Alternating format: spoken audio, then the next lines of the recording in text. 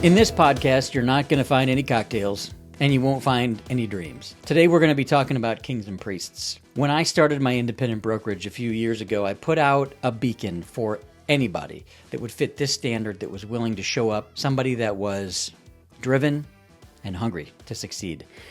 Well, one of the people that showed up back then was Eric Houchens. Eric Houchens was a guy who I'd been in the trenches with since 2006.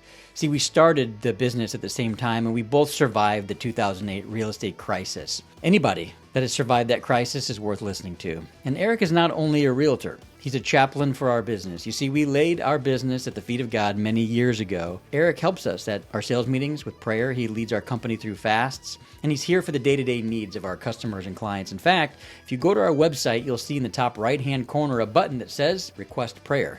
And all of those requests go to Eric. He's an ordained minister in the trenches with realtors and clients and me. And we talk about many of the different ways that God has showed up in his business. And I hope his stories bless you today, especially if you're in need of something in your life that you can't quite put your finger on.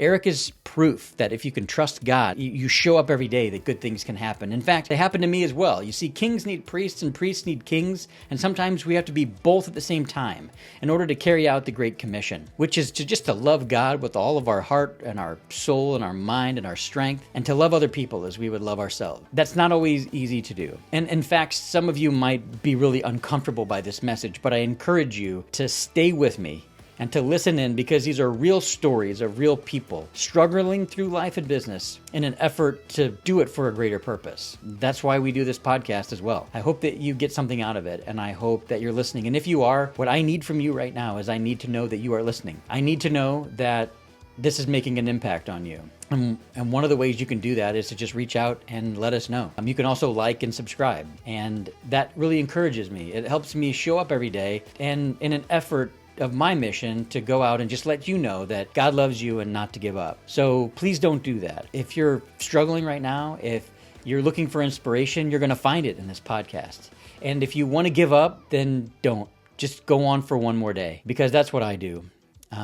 There's been so many things in my life that I've wanted to give up on, including this podcast from time to time, because it's a lot of work and it's a lot of effort. And sometimes you wonder if anybody's really listening or getting something out of it. So for me, I like to hear from you, and I love to hear stories of your success. So please share those with us, and don't keep us a secret. If you like our podcast, please share it with people. And again, that gives me the inspiration to continue on. And I just wanted to thank you if you are a regular listener to the podcast, because you have a lot of things that you can listen to. And it's very meaningful to me that you choose this. And I just wanted to thank you for that. So please listen to this podcast. It will bless you. I hope you enjoy it. Start this podcast with 3 questions. Okay. The first question is, how many licks does it take to get to the Tootsie Roll center of a Tootsie Pop? At least 400. Question number 2. But hold on. I never got that far, because I always end up crunching into it to get to the Tootsie Roll center. You and everybody else. Yeah. The world will never know. That's right. And question number 2, do you have a dad joke preloaded that you could tell us? How many do you want? 1. Okay. Doesn't have to be the best one. What do you call a group of people you like to go out and eat with? What? Taste buds. Taste buds. I like that. Question 3, how long have you been selling real estate? 17 years. 17 years. Mm-hmm. So I actually knew the answer to that question. I know. Because you and I started together. At the same age. At the same age, at the same time. Yeah. It's the like, same office. It's like I'm looking in a mirror almost. Yeah. Except I'm wearing a Voltron shirt and you're wearing a Captain America shirt. And I don't have a hat on. Do you have a Voltron shirt? I don't. Did you ever watch Voltron? A little bit, yeah. Did you? Yeah.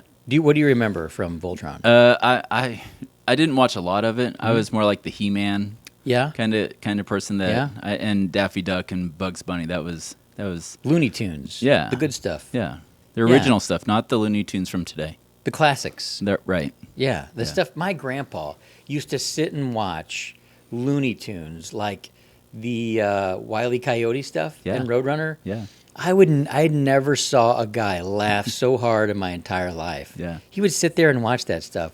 And it was just, those are some great memories I have of my grandpa. Yeah. Do you have any great memories of your family, grandparents? Well, my grandpa, I had 2 grandparents. Well, I actually had 4 growing up. but 2 that was local. And my grandpa B, we would go and on Saturday mornings, remember when they had Saturday morning cartoons? Of course. Okay, well, we'd wake up and we'd watch Snorkels. Oh, yeah. Yeah. Your grandpa would watch that with you? When we was on the phone. And we had the long cord, like 20-foot long phone cord. So he'd be on his phone and you'd be on your phone and you'd watch the Snorkels and together? we'd laugh together. Oh, my gosh. Yeah. That's a great memory. And then my grandpa, Rife, he went and he would take me fishing. He's the one who taught me how to fish, along with my parents, and skin fish and take the scales off, all of that. And when I think I was 3, I got my first knife. Wow. Because 3. 3, yeah, 1, 2, 3.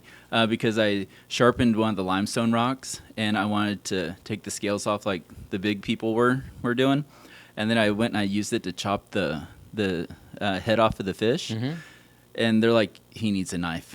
And because I was actually pretty good at it. Wow. Yeah. So did you ever lose a corner of your Totems chit in Boy Scouts? Never. Never? Never. I never did either. Yeah. For those of you that don't know what a Totems chit is, in order to be sort of certified to be able to have a knife in Boy Scouts, you would get what's called to carry a knife. Yeah. You get this Totems chit. Yeah. And if you were ever caught doing something inappropriate with the knife, you would get a corner cut off. And if you got all 4 corners cut off, you would get your knife taken away. And you had to take the course again. You had to take it again, yeah. Yeah. So what's your favorite Boy Scout knot? I always love the square knot. Left square over knot? right over left, and you're done. It's easy. Yeah. For me, it was the bowline. Yeah. Because, it's the most functional knot. Like, if you're ever in a situation, if you're ever down in a pit, this is the way it was presented to me. Right. If you're ever down in a pit and you need to tie a knot around yourself, a knot that doesn't slip. So when they're trying to rescue you, they're not, like, choking you or squeezing your abdomen as you're trying to get out of the hole. Can you do it one-armed? A one-arm bowline? Yeah. I've never tried. Oh, you can do that. Really? Yeah. I would love to try that. I probably could. Yeah. I probably could. Take some practice. I would.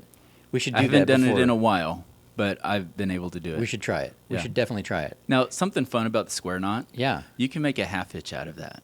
You can? Yeah. How do you do that? your left over right, right over left. You hold one end of your string up, and you just pull the top line down, and you have a half hitch. Oh, really? Yeah. I didn't know that. Yeah. That's pretty awesome. You're supposed to learn 2 new things a day to stay young, so. Well, I've you just learned one. Yeah. Yep. That's great. Yeah. Well, it's good to have you here because I think that your skill set could be really valuable to people now. And what's interesting is that in 17 years, you and I have witnessed a full market cycle. Like 2006 is when we started, and we got about 18 months of really great market. Except we were learning the market at that point, Yeah. So we there's was learning contracts, too. there's this learning curve, Yeah. right? So you really are not doing a whole lot of selling those first 18 months, especially if you don't have any like mentorship or real training. Right. And so by the time we learned how to write contracts really, really well and serve our clients, the market totally crashed. It was a hard day. It was a hard half decade, Yeah. really. Oh, yeah, for sure. And but then- that one day, I was actually watching the stock market on my you were? computer, and I was like, what am I going to do? Wow. Yeah. Yeah. Well, we'll talk about what you did Yeah. and how you got out of it. And I think that's what I want to tell people today because it's hard to find veteran real estate agents that are still at it. Yeah. Because either they came into the market later or they're already out of it by then because, real estate has a high burn rate. It's a very emotionally intense profession. And I don't think a lot of people really get that. Right. Especially if you don't know what a real estate agent does or how stressful it can be. But the 3 things that people fear worse than death or would rather not do is public speaking, death of a spouse, and buy a house. Those 3 things are incredibly stressful, and yet here we are, 17 years in. There's more gray hair on my face than Mine there too. was, and you too. So I want to talk a little bit about how you got started in real estate and how you survived the crash and what you're doing now, because I think that your story could be very hopeful, not just to real estate agents getting started, but also to other entrepreneurs that are getting started or even people who already run a business and are striving to learn what they can do to be a real community standout. Because let me say this about you. I recruited probably 50 agents in the first version of our company in Worley and Associates. And that was difficult because try to take your name when you're not from around here, stick it on a company, and good luck. Try to grow it. Right. That's kind of what happened to me. And I'm also an introvert, so it was really difficult for me to try to figure out how to do this. But I'm also very driven, so it's very hard to be an introvert and driven. So for me, the formula is surround myself with incredible people. And I remember talking to you a few times after I left the company that we were both with together. And that was interesting because you and I had a lot of mutual respect, but never really came together until you decided to come join the firm. That was 5 years ago. 5 years ago. It feels like longer than that, though. It does. It does. Yeah. I feel like we've been together for a long time. Yeah. We're like bros. And one of the things that I wanted to kind of bring up was that your joining of Worley and Associates was very interesting and special because something happened to me that had never happened with any of the 50 agents that joined. What was that? I was never complimented by and congratulated by so many people in this community, even outside of the real estate industry, that when you chose Worley and Associates as your home, I was congratulated. I can't even count the number of times. Wow. Wow, congratulations, you've got a great guy. Congratulations, Eric has joined your firm. This is a good day for you. And I was like, yes, thank you, I know. And so I just wanted to tell you that because you are very powerful. You're more powerful than you know. And you are one of the most giving people that I've ever met. You truly, deeply care about your clients. And you are the perfect member and addition. You were the perfect addition to the island of misfit toys, which is what we were at Worley and Associates and continue to be now that we're the Worley Real Estate Network and we're scaling. We're looking for those people who are underappreciated by the world, who know they can do more than what's available to them at this moment. And so we come alongside these misfits and we say, we believe in you. Yeah. And the reason why you're a misfit is because you're different, because you're special. And generally speaking, everybody wants to conform. Everybody wants to conform, but I do not, and you do not, and the people we're around do not. We just don't. We are born to be something better and something different, and we succeed at that. Right. So I just wanted to tell you that. Thank you. You're welcome. Yeah, I have both mutual respect for you and Kelly and everyone here. This year is one of the only jobs I've ever had in my life where we all get along. I mean, I don't have animosity. I don't see it even with other members here. There's no animosity here. If there is, I don't know about it. That's fine too. I would say that I've often joked that on the East Coast, they'll kind of tell you, to your face whether they like you or not. And in Los Angeles, they'll just talk about you behind your back, but they'll be nice to your face. And I've always thought, I kind of like the Los Angeles approach. Like, if you don't like me, I'd rather just not know. Well, just talk about me behind my back. Everyone here gets along. They do, yeah. And our culture here is different than other parts of the world, too. So I think so. Well, when we had our event, we had this big live event in Branson, and we're doing another one in 2025. We're calling it RANCon. Yeah. And it is an event for real estate agents and entrepreneurs where they can come and learn the hottest, latest, greatest stuff, the things that are meaningful to their business that are actually going to move the needle in their life. If you're not a real estate investor, you come to this event and you become a real estate investor because you're surrounded by real estate investors, taught by real estate investors, and we want to talk to you about things that you don't know yet, like container homes, and then those you're going to see these on these podcasts, like buying those vacant lots in Arkansas with Michael Podgy.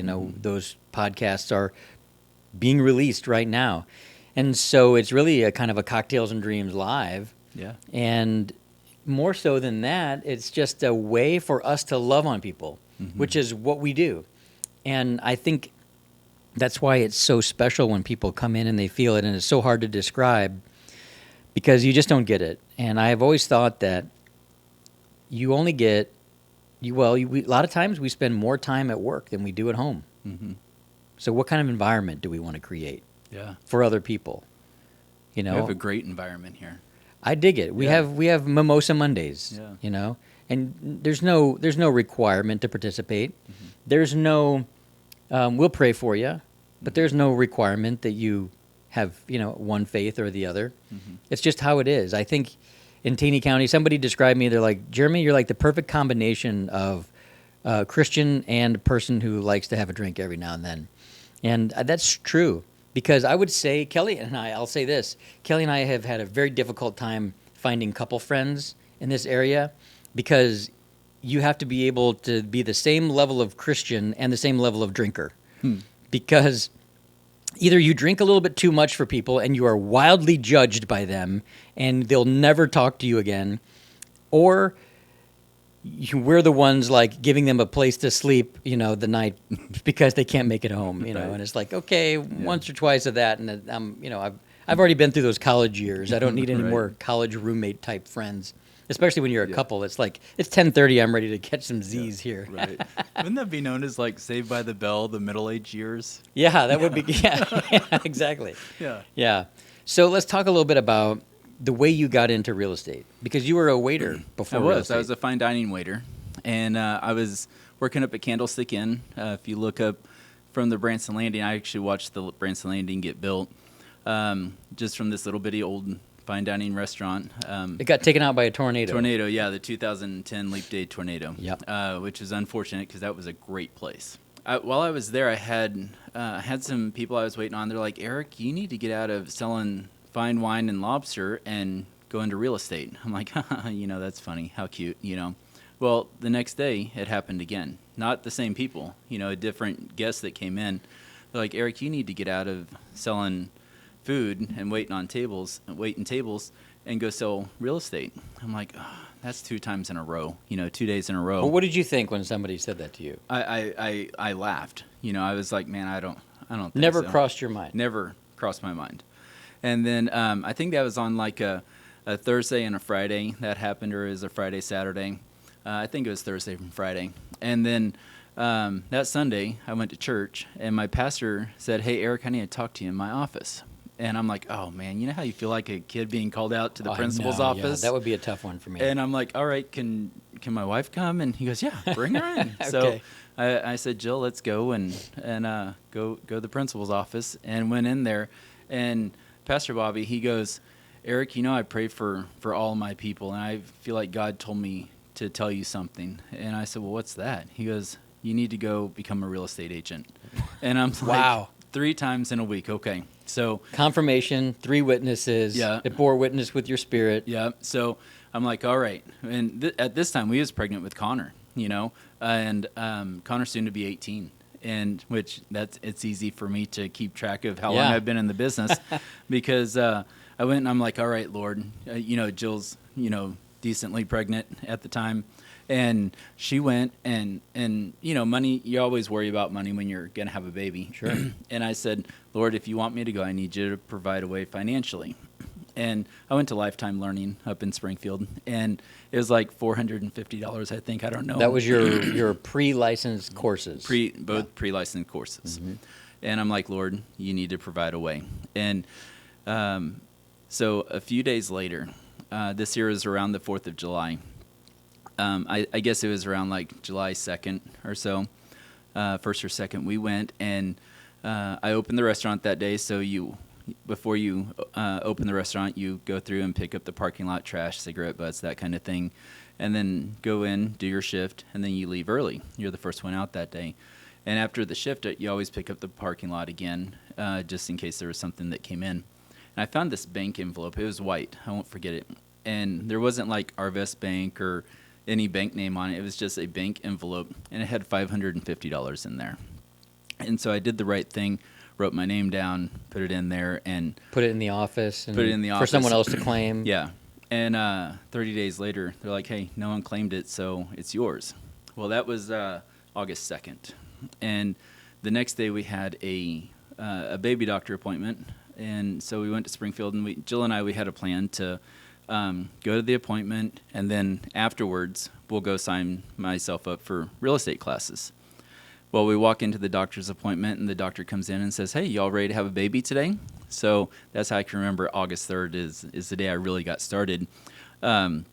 So we got Jill settled and into the room, and then she said, "Go sign up and come back because you know where I'm at." And so I did that, and I had my books. I had everything fully funded along the way. And that 550, I still had a little bit left over for gas to get up there back and forth from Branson here. So, I'll be darned. Yeah, so I feel like God called me into this business with the witnesses, with him providing a way. And it hasn't been super easy. It's not like, oh, hey, my first year I made $1 million. It wasn't that way at all. How did you do your first year? I think I sold 450,000. Did you? Actually, it took me 9 months to get my first sale. Really? Yeah, and it was a condo over at Fox Point. I can take you right to it and point at it. And but that's when things started moving a little bit. It wasn't anything major. Yeah. But still, I was excited that I had my first sale, and that I had another one coming. Right. So it took me 6 months to get my first sale. And I think when it was all said and done, I think I made $40,000 my first year. Yeah. Total. Yeah. I think maybe I did $1 million in volume, maybe a little more than that. Yeah. And then the next year I did just a little bit more than that, probably, high 60s. And then by year 3, I was over 100,000 at that point. Got it. It takes about $3 million in volume in most markets, I think, in order to be a full-time real estate agent, Right. in order to make the money. A lot of people think real estate agents make too much money, and I'm sure some do. Mm-hmm. But it wasn't the case for me, and I know it wasn't the case for you. We struggled and learned and worked our butts off to be able to learn, to be able to operate successfully in the minefield of real estate. Yeah. And I don't understand. I'm sure people can pour concrete themselves. Some people are good at it. They've got a knack for it. They know how to do it. I would hire someone to pour a patio. And that's how it is with real estate, too. There's way more to it than I think people give it credit for. And there are good real estate agents, and there are bad real estate agents. And I think just like any other industry, the bad ones get the most attention, and the good ones are overlooked. Mm-hmm. And when we talk about all these NAR lawsuits and things like that, how does all that make you feel as a 17-year veteran in this space? At first I'm like, I don't think this is I don't think it's gonna pan out, and then it panned out. And then I'm like, okay, well, we need to get a strategy together. Captain America, he's strategic, so we want to go and make sure that, we're putting our best foot forward. We know what was going to happen, how we need to react with that. We may fail at first and learn from it. The main thing is you learn from it, and you just keep moving forward. And I think, honestly, it's going to weed out a lot of people that don't have any value to prove. Well, it's like when we first came into the business, there was 850 agents on our board. Yeah. And it went down to, 354 or 274, something like that? Yes. Yeah. So A lot of shakeout. yeah. I mean, I remember in 2008 when the market got bad, I had picked up a waiting tables job. I was 30-something years old, and everyone else was a waiter there, working part-time. Yeah. And it costs money to be in this business. It does. And so it's a shakeout. And I think we're in another shakeout. And I don't want to say that to deter people who are getting into the industry, because I think there's a ton of value that you and I received by learning real estate at the time that we did.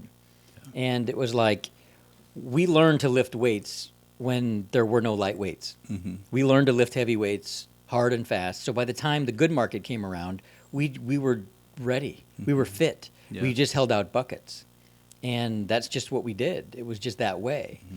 And now that the market has consolidated again, we don't want to do it, but we need to do the hard things first. Yeah. Like Jason Yeager said in the sales meeting the other day. Take a cold shower. Take a cold shower. Yeah. Like if you're in real estate right now, you better be cutting your teeth on the hard things first, doing the things that nobody else wants to do. And when you're in an environment like the one we're in here, like the last sales meeting we had, I didn't really want to come on too strong, but I wanted to lay down the truth for people and let them know that it's time for us, if we're going to win as a team, to start playing like a team. Right. And that means practicing like a team. And I was really overjoyed to see all of the leaders in our organization take front and center at their unique roles. Yeah. And I love the role that you're in. And you're such a blessing to me that you are a chaplain for our organization. Yeah. Because as my pastor, Mike, who's also been on this podcast, if you love leadership, please go listen to the Mike Carlton podcast. All I had to do was sit there and nod and say yes or no a few times. I mean, just go listen to him talk. It was a beautiful hour. It was a great podcast. Of wisdom. It certainly was. And so he really encouraged me as he saw me lay my business at the feet of God many years ago. After 21 days of prayer, God began to do good work in my business. And then he invited Kelly and I on a marketplace ministry trip, which was business leaders and pastors together in one room, and talking about how the church and how the business world should have a really good relationship. And because the business world can do things that the church cannot do, and the church can do things that the business world cannot do. And it's so very true, but I do pastor people in a way, and so do you, and so do all of us who hold a leadership role. And a lot of us think at times, I want to do more for God in my business, or I want to be more courageous, or I might be a Christian, and I don't talk about my faith ever. Like, my faith is private to me because it's me and it's mine. Well, I don't want to stand in front of God someday and have him say, I never knew you. I don't want to stand in front of God someday and say, I spit you out of my mouth. I don't want him to say, you were a lukewarm Christian. And so I'm always wondering, am I doing enough? Am I doing enough? And that's why I need mentors in my life who are spiritual brothers that can say, you know what, you are doing enough. Like, you love God. You're good. Yeah. You don't have to do... Tony Robbins says most people underestimate what they can do. Well, he says they overestimate what they can do in a year, but they underestimate what they can do in a decade. And that quote has nourished me, because as we struggle and try to do everything for God, I think instead of being stressed out about it, what I've done is just learn to follow the leadership of Jesus, and that's to surround myself with other business people that want to go out and help people. Yeah. We're not the arm. We're not the pinky finger. We're the body. Yeah. And the body has arms and legs and a torso and a brain and a head that works and eyes and ears. It's all of those together that we need everyone in our life that will help us make sure we're walking a straight and narrow path. Well, that's true. And one of the things that these business leaders were doing is that they had a chaplain in their organization. And I thought, that's exactly what we need. Because especially real estate, like, I want walking paths into the woods because people need to rest, from a crazy phone call. We had a ping pong table in our office for a long time. I love that because we just needed to cut loose from time to time. Yeah. We have some drinks on Fridays sometimes. We have prayer in our office. We have all of these things that just kind of create this environment. And I often see people come down to you and confide in you, and you pray for. Your prayer list is so long usually most of the time. Yeah. And it's a big responsibility being the chaplain of a company. Yeah. So talk to me a little bit about being a real estate agent and a chaplain. The real estate agent, that's fun. I mean, that's like, it's something new every day. I've never had two real estate transactions that ran exactly the same. So everyone's different. Every transaction's different. Everyone's wants are different. A lot of people are like, hey, I need a 3-bed, 2-bath home in the $250,000 range. Well, we can find that, and we know where to go, where to look. But that once you write the contract to closing, it never goes exactly the same. That's right. And that's just like our lives. Our lives never go exactly the same as each other. I've had people who's like, hey, I need prayer for my kids, for my health, for this or that. And the prayers are never exactly the same, So being a chaplain and a real estate agent are actually quite similar. believe it or not. I know that there's people that have to bear some heavy things. I've had to bear some heavy things, and it's hard. But I have faith in Jesus, and I know that every story in the Bible was real. It's not just a little children's storybook from like Jonah and the whale or anything like that. That's a live thing that happened. I know it all happened for a reason. And once you study a little bit more, you're like, oh well, here's why this happened. We go through things in our life where we're like, oh, this is why this happened, and it's just the path God has us on. And it's amazing to see a lot of these people come back to me and they're like, hey, Eric, just so you know, my prayer was answered. Thank you so much for praying me through. I know we've prayed, I don't know how many times, in my office, your office, in here. This basement is our domain. Yeah, it's our sanctuary. We can do down whatever here. we want down here. This is like a college bachelor pad down here. We got a refrigerator in the living room. Yeah, exactly. We have a recording studio in our training room. Yeah, and a microwave and recliners, couches. We got it all. We have everything we need right here. We do. Yeah, and a TV to train off of. Yeah, we do. Yeah. So, but yeah, this is our place. This here is our ministry, and there's so much that comes in and out of this place. That I pray for the people that we don't know, the people that we do know, and from that this building and the people inside of it will be blessed and protected from the bottom of the footers to the top of the roof, from the north, south, east, and west. Come on. And I know that my prayers are not going unanswered. They're all being answered. And I may not hear right away on, hey, that just happened, It may take a week, it may take a month, and some of them took a couple years, but end result, we got the prayer answered. Yeah. So, tell me a story about when you really started to gain traction in your real estate business. Like, at what point did you feel that initial fear melt away? Like, I think I'm going to be okay. I think I'm going to make it at this. Okay. This was probably 9 years ago. I was tired of being broken tired. And I just cried out to God. I'm like, I told Jill, I'm like, honey, I'm taking today off, and I'm just going to stay here and pray. And I got in the middle of my living room, and I prayed. And I'm like, Lord, I don't know what to do. I said, luckily, you know where we're at, what's going on.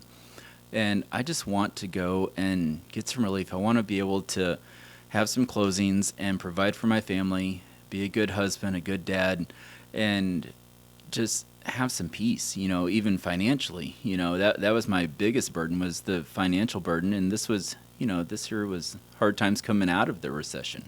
A couple hours later, I get a phone call from my buddy Josh, and he said, hey, Eric, have you ever worked with investors? And I said, I know a little bit about the math on how that works, but I'm not fluent, but I'm willing to learn.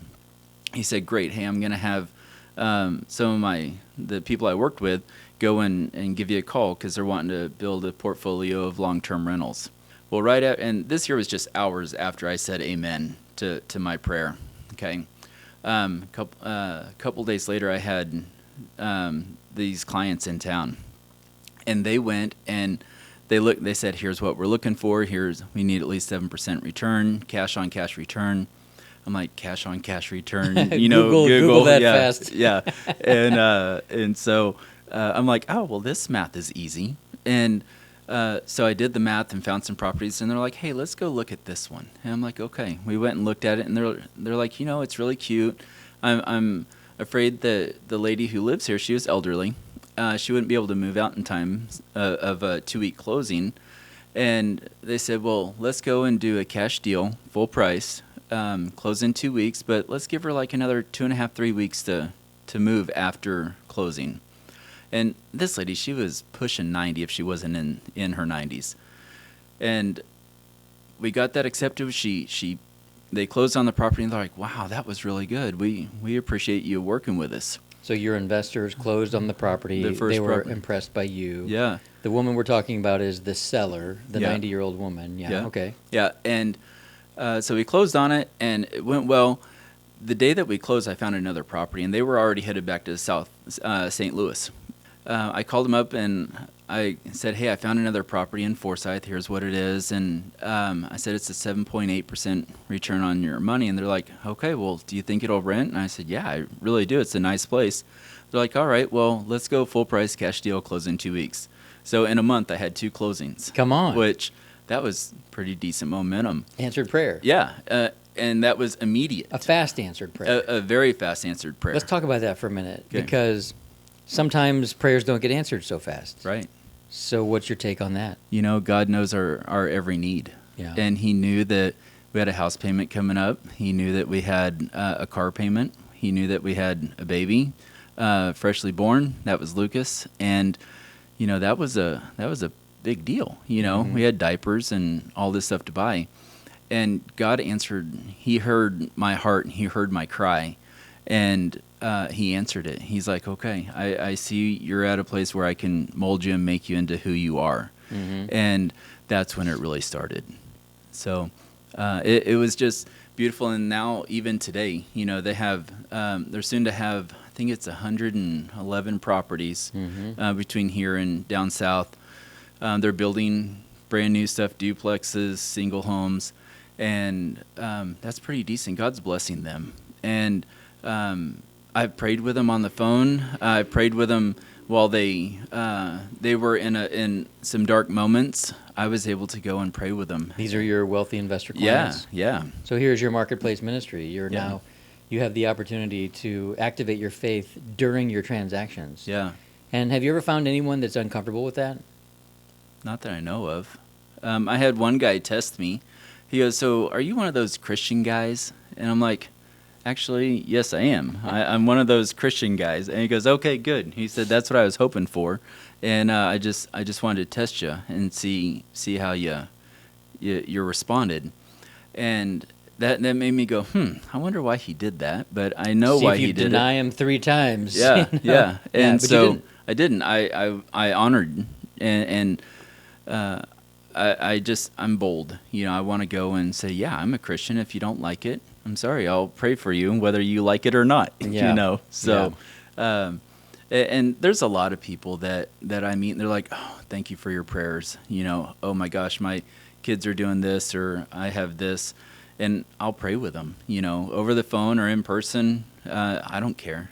I just like touching lives and being that person that they know they can come to with personal needs or whatever, and I don't talk about them to other people. Yeah, So, that's part of being a chaplain, is the confidentiality. yeah. So, and speaking of that, like, we're not going to say your investors' names because Right. they're billionaire clients. Right. And so, I mean, look at there. God sent you a billionaire to feed your family, and you work for them almost exclusively through some tough times. Yeah. And that's one of the things that we discovered, is that, especially one of the patterns that I realized early in this business, is that regardless of whether it's an up market or a down market, the people with means are buying. And they're picking up good deals when Yeah. the market's low, and they're picking up good deals and opportunities when the market's high. Yeah. And there's always a good deal, no matter what the market is. And if you can equip yourself to serve a millionaire, you will become a millionaire. Right. And I think that you did a really great job at that. And you've really blessed these billionaires that have come in and they're picking up portfolios. Yeah. Because they're just using their assets wisely. They're investing in real estate. Yeah. But let me ask you this. Like, you said the way they became billionaires was through Tithing. Yeah. Yeah. Through their business. I guess we won't talk about their business. It was their business, but also their personal. You know, they do tithe with their business, Yeah. and they also tithe on their personal. And they went and told me that one story I really remember, and it hit home, was he came home from work one day and he didn't make a sale. He sold cars, and he's like, honey, I didn't make a sale. And she goes, well, honey, we need to tithe. And he said, honey, we don't have the money to tithe. It's either we tithe and go without electricity, or we just have electricity, you know. And she goes, no, I believe that you'll have a sale, and so go ahead and tithe. So he wrote the check, and the next day he sold a car. That money profit there paid the electric bill. And he's like, well, I'll be. And he went and he said, okay, Lord, I'm going to trust you. And he grew this business. Unbelievable. And it wasn't him who built it. It was God who built it, because he asked for wisdom. He asked for knowledge on where to go. And, if you ask God for wisdom, he'll give it to you. You just have to ask, If you want patience, you have to pray for it. But, watch out. You're going to... Careful what you pray for. Yeah, prayful for it. Well, if you want wisdom, you'll get life experience. You will. If you want patience, you'll get a test. Yeah. And you will get patience for sure. What's really neat about this couple is I built up a rapport with them, and they're like, "Hey, Eric, can you go check on our house? Hey, Eric, can we send a package to your house? It'll be there on Thursday." I'm like, "Yeah," Or I have keys to every single one of their properties and their boats and their toys, and they're like, "Yeah, if you need to go use it, go grab it," And I just hop in there side by side and go grab a boat and move it from one slip to another, or go pick stuff up at the store for them, whatever they need, and they know that they can trust me. So I want to convey that, getting to know your real estate agent at a different level, they will bend over backwards for you. And I don't do it to ask for money or anything in return. I do it because it's we're being neighborly. We're just helping someone out. If they're not in town and they need a package delivered, send it to my house. No big deal. No doubt about it. Yeah. It's especially in this area. And especially you, that's also sort of just very unique to you and your business and the way you do things. You definitely go way above and beyond I've seen other people do. So it seems like there's a theme here. It seems like your greatest marketing strategy is prayer and hope, and it seems to have really worked for you. Mm-hmm. Yeah. So why do you think that sometimes when people tithe, God will grow their business like your clients and turn them into billionaires? And sometimes when people tithe, they're just their basic needs are met. Yeah. Any thoughts there? My pastor, he says that tithing doesn't just cover your bills. It's mental, physical, relational, financial, spiritual. God wants to go and help all areas of our life, not just our financial needs. Yeah. What if God only met our financial needs, and you'd come home and you're like, "Oh gosh, there's my wife, and oh my gosh, I have a broken arm, but who cares? I fell and broke my arm." He cares about all areas of our life. So we focus on money too much sometimes. We do. Yeah. And you need money. You have to be able to pay your electric bill and first world issues. It's convenient. Yeah. It's hard to trade a chicken for a couple pieces of lumber. Right. It's just tough for that. Right. So God covers all areas of our life. And he's fighting battles that we don't even know that's about to happen, or it could have already happened and he blocked it. No doubt about that. So it's not just the financial part. He gives to, I believe that my investors, my billionaire investors, they have a giving heart. So they're like, yeah, we just gave this or we gave that, and God will bless us, and we're not worried about it, or they send us good people. And actually, what's funny, he doesn't call money. He doesn't call it cash. He calls it resources. And he told me, he said, Eric, your greatest resource for you is your family. He said he was focused on his business and growing his business and it was making money. He didn't put a lot into his family. So now that he's retired, he's focused more on his family and bringing them together and building them up, and they're set up for forever, obviously. That's given me some ideas. I think I could put my kids out on the highway with a hat and maybe get them to collect some cash, and maybe I could put them to work. They are the best source of cheap labor on the planet when you're flipping a property. Yeah, no doubt about it. Because my kids can paint like nobody's business. So I'll scrape paint and then pressure wash it and then paint it. Yeah. We're actually getting ready to help out our charter organization and scouts with a house that they're beautifying. Oh, cool. So that's fun. So the boys get to learn how to scrape paint and pressure wash and all that and paint. Yeah. You put in floors over at your mom and dad's house not too long ago. Last weekend. Last week. Yeah. And it was hard to walk the next 2 days. You said you were walking around like a 40-something. Yeah. It was awful. I know that feeling. Well, let's talk about. And before I talk about this next subject, which I think is very fascinating, any other, say, tips or advice or wisdom that you could part to somebody who's maybe within their first couple years of the business, real estate? Absolutely. One thing, if you're either just going into the business or you've been in the business for a year and a half when the market started to trend down. If you're not getting support from your office, if they're like, here's the MLS and here's the lockbox, get to work. You need to surround yourself by people who's willing to mentor you, who's willing to love on you. Mastermind. Yeah. We have a great new agent training here. Yep. My new agent training was like, here's the MLS, and you need to go to the board and get signed up. And then here's the top 6 contracts that you need to memorize. Restrooms are across the hall. Yeah, and coffee's right here. Pay your bill on time. Yeah, and that was pretty much our training. Yeah. And so, but here we actually feed them breakfast because we break bread on the first day. And it's a 6-week course. And now we're getting ready to do more courses here on social media to the NAR. Automation, AI, all that. Yeah, and so that's pretty amazing that we offer that. So if you're a new agent, go and find someone who will mentor you and love on you and say, hey, here's how I do this. Don't do it exactly like them because you're different than that person. Change it up a little bit. I would say find somebody who will celebrate the benchmarks with you, each one, when you move forward in your life. Right. And also find someone who's financially invested in your success. Yeah, that's true. Because why not?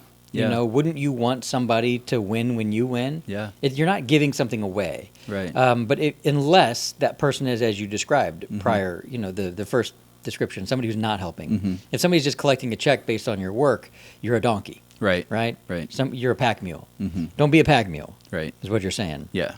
Go in. Be a racehorse. Yeah. And let somebody cheer you on. Be Secretariat. Have you ever seen that movie, Secretariat? No. I don't. You haven't I don't seen watch Secretariat? I don't watch a lot of movies I'm not gonna. like that. Okay. Let me just say, both of you, Rachel, you too, Eric. Yeah. Have you seen it? No. Okay. Rachel's our tech. So you must go watch Secretariat tonight with your family. Okay. If you want, I'm not going to say anything else. Okay. I'm just going to say it is a movie that will bless you. Okay. In terms of overcoming adversity. I mean, we're talking about a woman who was in a male-dominated industry, horse racing.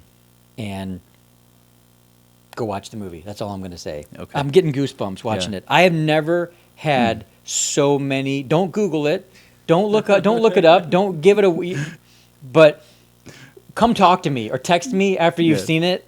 Okay. And I will act out physically for you the last 30 minutes of the movie or the last 15 minutes or 5 or whatever. Just the big, huge climax. I will act that out for you because I've never experienced so much. Like, I'm not going to say anything else. Okay. Just go watch it. Something else I want to add. Yeah. Do you remember Marietta Oakley? I do. Okay. We all need to have a Marietta Oakley in our life because she's the one who showed me how to write my first real estate contract. She's the one who showed me the path from getting the client to closing to what do you do after closing as a real estate agent? You know, do you just say, thanks so much for the check and I'll see you in 5 to 7 years? You know, there's more to that. It's relationship building. True. We need a Marietta Oakley in our life who will go and take the time to show you how to write a real estate contract, how to talk to you and how to talk to other people. And she was there my first couple of closings. She was my mentor. But I call her that's my Marietta Oakley. Really? Everyone needs a Marietta Oakley in their life to go and mentor you. If you don't have a Marietta Oakley mentor in your life, go find one. Go find one. Yeah. Do you remember Aaron Schaffner? Oh, I love Aaron. I saw Aaron not too long ago at the CE classes we just had. Everybody needs an Aaron Schaffner in their life because when I was trying to think my way into success, like in the office, in front of the computer, thinking my way into my business, he kind of looks at me. I'm like Ernie, and he's Bert, and I'm like, okay, Bert, I'm just gonna sit here and I'm just gonna think my way into business. And he's like, what are you doing there, Ern? You know, and seriously, he was like, what are you doing? And I'm like, I'm just trying to figure out this real estate business. He's like, let's go. And I'm like, where are we going? We're going to go inside some properties. He's like, we're going to go look at the market. Yeah. He actually brought me the cash buyer on my first sale. He did? Yeah. Oh, that's phenomenal. Yeah.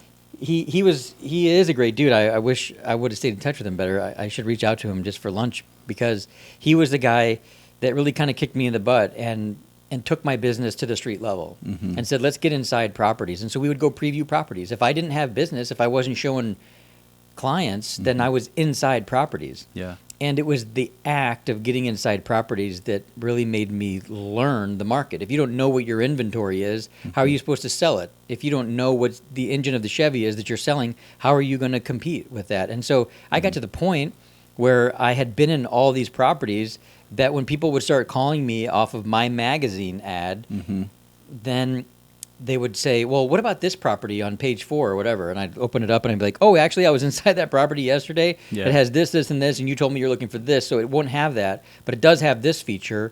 Would you like to set up an appointment to go look at it? Yeah, okay, let's do it. And then they'd be in the back seat of the car, this guy and his wife, and they were looking through the magazine and pointing out these things, and I'd look at them, and I'd be like, oh, yep, I saw that one not too long ago. I showed that one to a client. Or that one, actually, the price just reduced on it. You know, that alone will impress people. Absolutely. And so you've got to know your inventory. Yeah. Okay, so the thing that's next for you. Normally I ask people what's next, but I know what's next for you, and so I want to just share a little bit. So I know that you're really big on networking and Absolutely. networking groups. Yeah. And I know that you were in B&I for a long time. Absolutely. And are a huge proponent of networking groups. And I know that really was a part of your identity for a long time. But it sounds like you're going off on your own now. Yeah. Like you are creating something very special. So talk about that. Yeah. Well, after 10 years, I'm not in B&I anymore. And, God shuts one door to open another one, right? Okay. Well, there's a reason why I'm not in B&I because, I love Jesus and but I also love networking. So why not bring them together? And so we were down here talking together. And I'm like, you know what? Maybe I should start a marketplace ministry networking group. And you're like, do it. And so the funny thing is, it just started to roll. Hey, I know I want this. Here's the flow of the meeting. Here's how this is going to happen. Hey, I need to call people to see if they would have interest because I don't want to put all this together and then like 2 people show up and they're like, thanks. That's the story of my life. Yeah.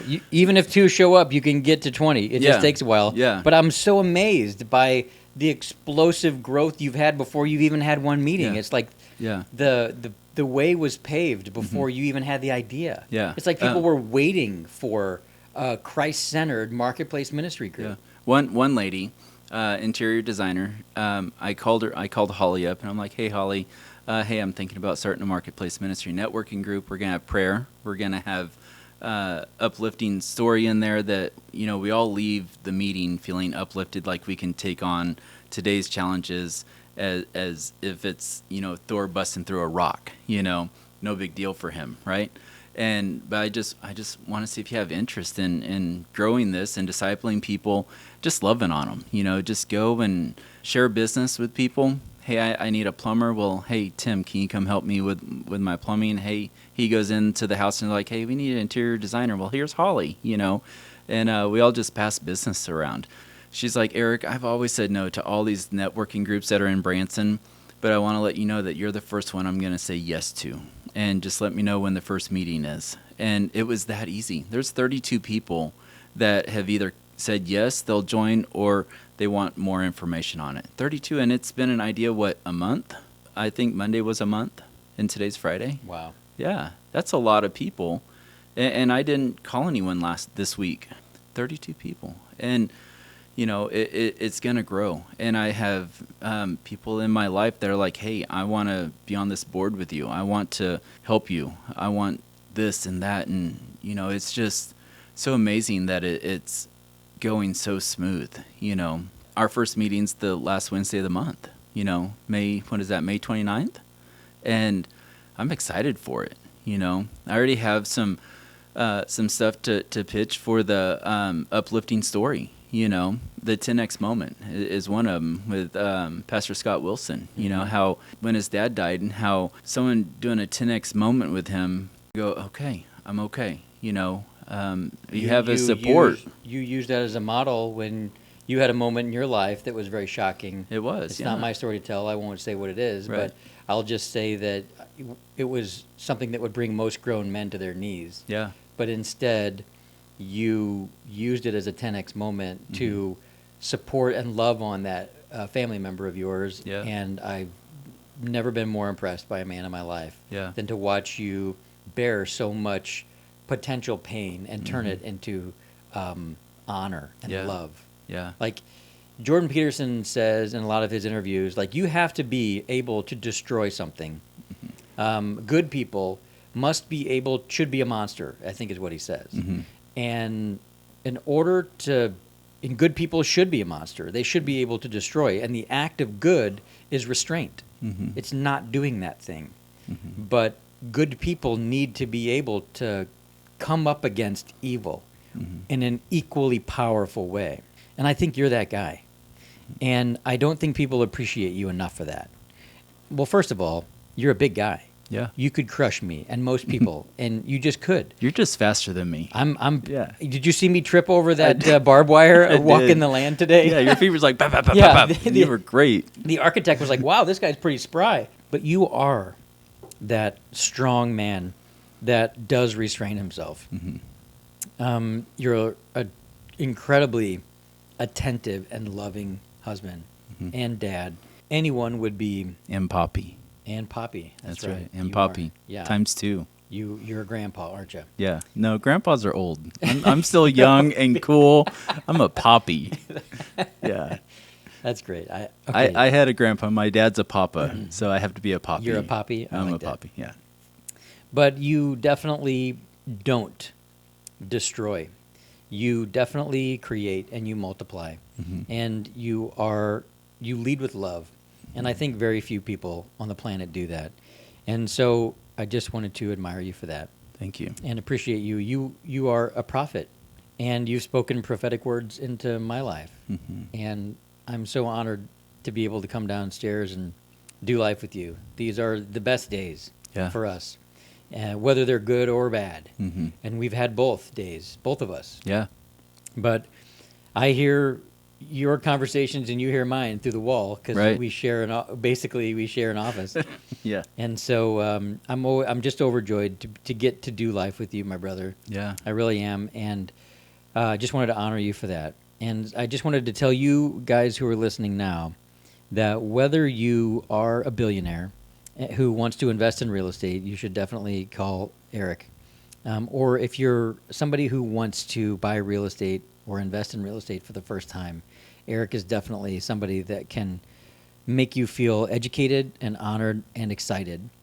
No matter where you are on the spectrum of wealth, real estate investing, business, or just overall life, you can go to WorleyRealEstateNetwork.com, and in the upper right-hand corner of our website, you can click a box that says Request Prayer.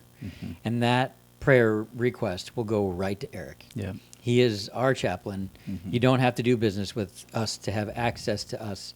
We love you. If you are struggling, if you are excited, no matter where you are in your life or business right now, Eric and I, we just want to stand beside you, and we want to let you know that God loves you and don't give up. That's right. So thanks for being here, Eric. Hey, thanks so much. It's been fun. Boom. Well, a big thank you for listening to the end of our podcast. I know your time is valuable, and I hope you got a few takeaways that are going to help you get a greater return on that time. I know you will. And if you did enjoy it, I'd sure appreciate a share or a comment. Feel free to subscribe for instant access to new episodes and offers. There's also a ton of free content and ways to learn more and engage more at WorleyRealEstateNetwork.com. Until then, we'll continue to bring you recipes for success and real stories from real people who, like you, are living out your divine purpose. And hey, God loves you. No matter what happens, don't give up.